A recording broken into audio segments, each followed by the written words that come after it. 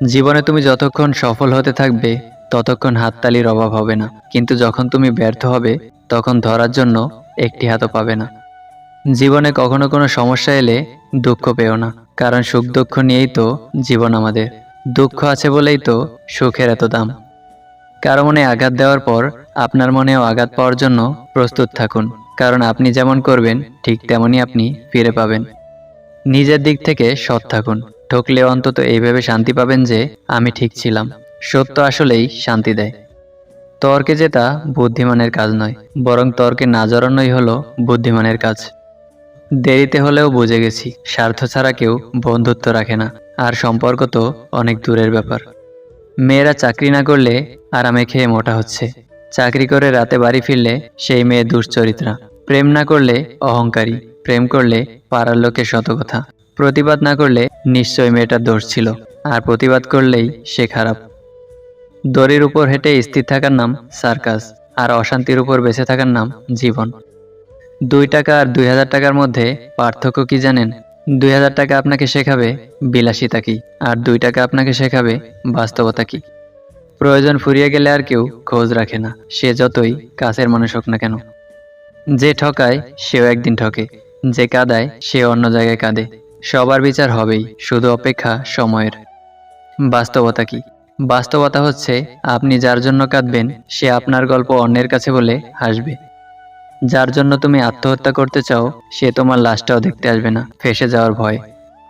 খুব তাড়াতাড়ি কোনো সিদ্ধান্ত নিতে নেই, কেননা তাড়াতাড়ি নেওয়া সিদ্ধান্ত বেশিরভাগ সময় ভুল হয়। লোকে তোমার প্রশংসা করলে খুশি হও না, লোকে তোমার নিন্দা করলেও দুঃখ পেও না, কারণ লোকের কথায় কয়লা কখনো শোনা হয় না। টাকা থাকলে ভালোবাসা, বন্ধুত্ব, আপনজন, প্রিয়জন সবাই খোঁজ নেবে। টাকা না থাকলে খোঁজ তো দূরের কথা, কেউ চিনেও চিনবে না। মুখ বুজে যদি সব মেনে নাও তাহলে তুমি সবার কাছে হবে খুবই ভালো। খারাপ তখনই হবে যখন তুমি উচিত কথা বলবে।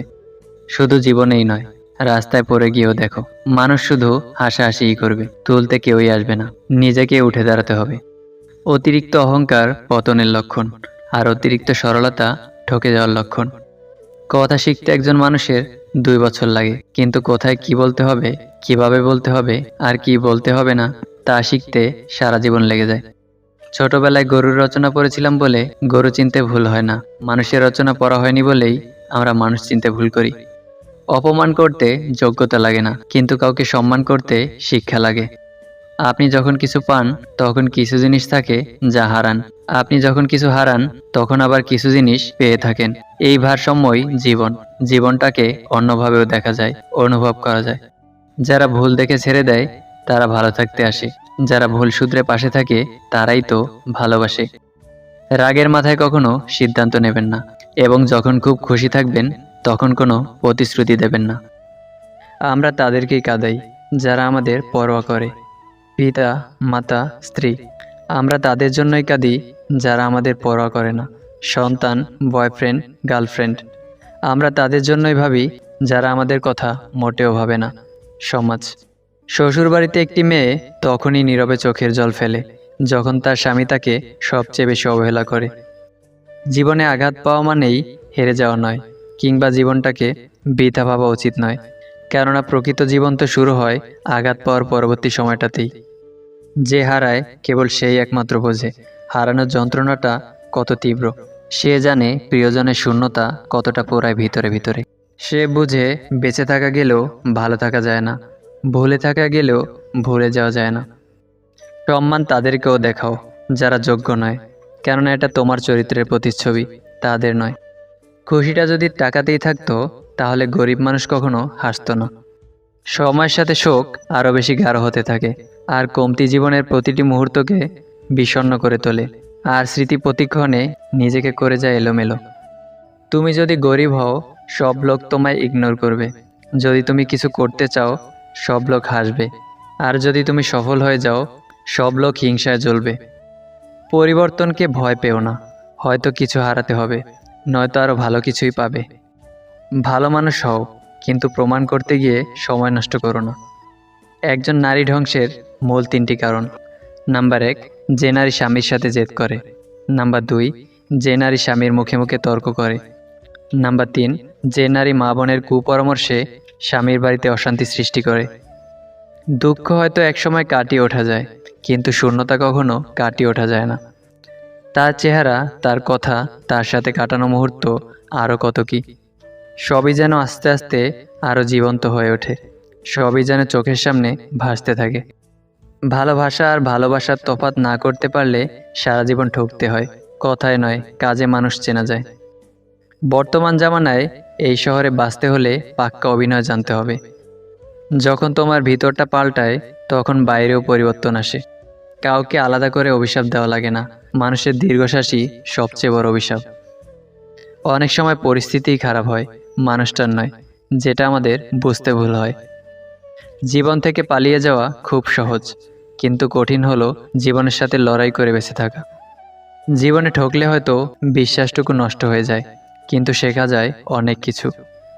কারোর জন্য নিজেকে বদলে কোনো লাভ নেই। বদলাতে হলে নিজের জন্য বদলাও। কেউ সারা জীবন তোমার সাথে না থাকলেও তোমার মধ্যে তুমি সারা জীবন থাকবে। পেয়ে হারানোর সেই তীব্র শোক আর কারো না হোক। ভালোবাসতে গিয়ে বুঝলাম, শুধুমাত্র ভালোবাসলেই কাউকে নিজের করে পাওয়া যায় না। সময় আমাকে একটাই শিক্ষা দিয়েছে, পরিচয় সবার সাথে রাখা যায়, কিন্তু সম্পর্ক না।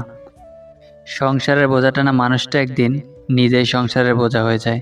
পৃথিবীর নিয়মটা বুঝি এমনই, খুব নির্মম, খুব কষ্টের। টাকা দিয়ে আপনি সব কিনতে পারবেন, কিন্তু মানসিক সুখ নয়। ভদ্র ব্যবহার করা উচিত, তবে বেশি ভদ্র হওয়া ঠিক না, কারণ ভদ্রতার ভাষা আবার সবাই বোঝে না।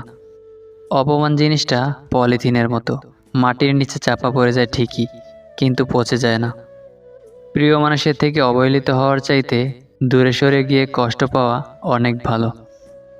ভালো বই আর ভালো মানুষ তাড়াতাড়ি বোঝা যায় না, সেটাকে পড়তে হয়, তবেই ভালো করে বোঝা যায়। সুখী হতে চাও, তাহলে কখনো কারো ক্ষতি করো না। খেয়াল রেখো, তোমার দ্বারা কারো উপকার না হোক, কিন্তু কারোর ক্ষতি যেন না হয়। দায়িত্ব নিয়ে পরিবারকে যারা করেছিলেন সোজা, তারাই একদিন হয়ে যায় পরিবারের বোঝা। প্রতিটা মেয়েকেই শুনতে হয় যে তার বাবা বিয়েতে কী দিল। কেউ বোঝে না যে মেয়েটাই তো তার বাবার। পৃথিবীতে সবচেয়ে দামি দুটো জিনিস হলো বিশ্বাস আর অপেক্ষা। বিশ্বাস যা সবাই রাখতে পারে না, আর অপেক্ষা যা সবাই করতে পারে না। যে মেয়েরা বেশি কথা বলে, তাদের মনে কোনো ঘোর-প্যাঁচ থাকে না।